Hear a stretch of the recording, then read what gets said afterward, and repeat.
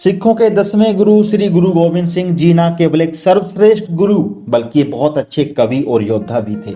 उन्होंने पंजाबी के अलावा अन्य भाषाओं जैसे कि संस्कृत फारसी का ज्ञान भी प्राप्त किया था। गुरु जी ने अपने सिखों को सिंह बनाया और खालसा की स्थापना की थी। वे हर पल अपने सिखों को ज्ञान देते थे। जीवन जीने से लेकर एक पूर्ण सिख का क्या कर्तव्य है इसके बारे में बताते थे। यूं तो गुरु जी के अपने 4 पुत्र थे, लेकिन वे अपने हर सिख को अपना पुत्र ही मानते थे। उनके लिए सभी सिख उनका परिवार थे, लेकिन अपने परिवार के अलावा मानवता के लिए भी गुरुजी ने कुछ कम नहीं किया। उनकी इसी सीख को दर्शाती कहानी मैं आपको सुनाने जा रहा हूं। आई होप कि आपको ये कहानी पसंद आएगी। गुरुजी ने अपने सबसे प्रिय शिष्य भाई घनैया जी को युद्ध के दौरान घायलों को पानी पिलाने की सेवा दी।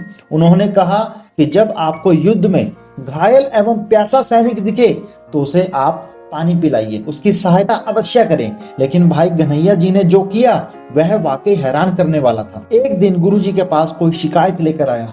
उसने गुरुजी से कहा कि भाई घनैया जी युद्ध के दौरान हमारे सैनिकों को तो पानी पिलाते ही हैं, लेकिन वे दुश्मनों के सैनिकों को भी पानी पिलाते हैं।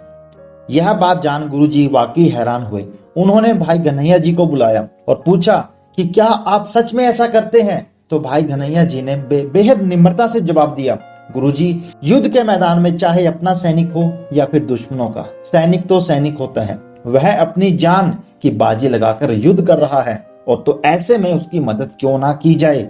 भाई घनैया जी की यह बात सुनकर गुरुजी ने तुरंत उनकी पीठ थपथपाई और कहा कि भाई घनैया जी, आप मेरे सच्चे शिष्य हैं। आपने मेरी दी हुई सीख को खूब निभाया है। सेवा शब्द में कोई भेदभाव नहीं करना चाहिए, उसे मन से किया जाता है।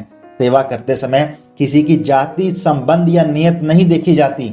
यही गुरु गोविंद सिंह जी का उपदेश है। धन्यवाद।